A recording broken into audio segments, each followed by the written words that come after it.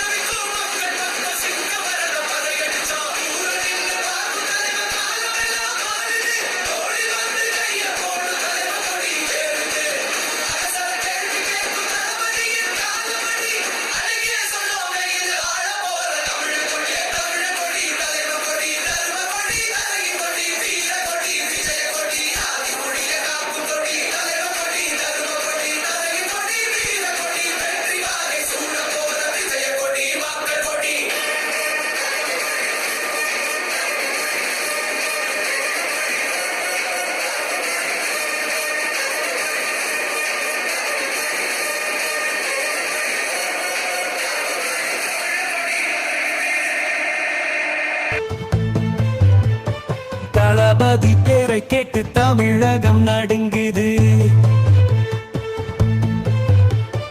தவறுகள் ஓடிக்கிட தனிப்படை கிளம்புது. அண்ணா என்று அழைத்தோம், பாச தளபதியே சொன்னால் கொடுப்போம் எங்கள் குணநிதி.